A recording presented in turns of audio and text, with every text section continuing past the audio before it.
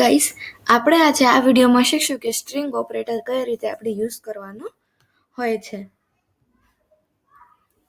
તો આપણે પ્રોગ્રામની હેડર લાઈન લખી નાખીએ.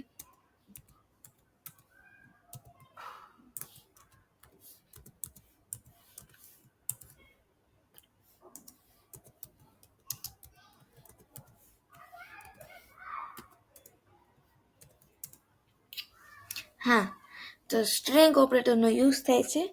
કેર ડેટા ટાઈપ છે ને તેમાં સ્ટ્રિંગ ઓપરેટરનો યુઝ થાય છે. તો આપણે જો કેર લખીએ, કેર વેરિયેબલનું નામ આપી દઈએ એ. જો આપણે કેર લખીએ ને આપણે કંઈક આલ્ફાબેટમાં ઘણું આપણે હેલો વર્ડ પ્રિન્ટ કરાવવું હોય તો આપણે કેટલી બધી વાર લાગે હેલો વર્ડ પ્રિન્ટ કરાવતા. એની બદલે આપણે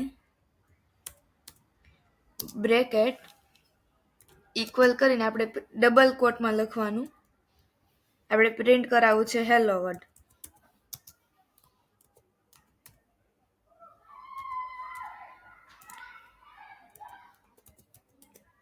પ્રિન્ટ એફમાં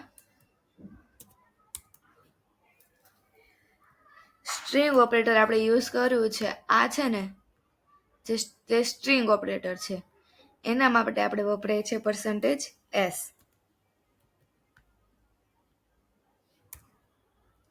એન્ટર આપીને ઇન્ટ છે એટલે રિટર્ન 0. તો હવે આપણે જોઈએ.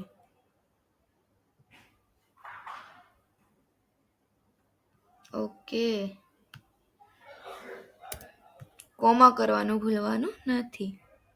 તો તમે જોશો કે આપણે જે સ્ટ્રિંગ ઓપરેટર યુઝ કર્યું ને તેનાથી આપણે આ જે સ્ટ્રિંગ ઓપરેટર આપણે યુઝ કર્યું એટલે એક સાથે જ આપણે હેલો વર્ડ પ્રિન્ટ કરાઈ ગયું છે, થઈ ગયું છે. એની બદલે જો આપણે અહીંયા સ્ટ્રિંગ ઓપરેટર યુઝ ન કર્યું હોય તો આપણે હેલો વર્ડ લખતા ઘણી બધી વાર લાગે છે.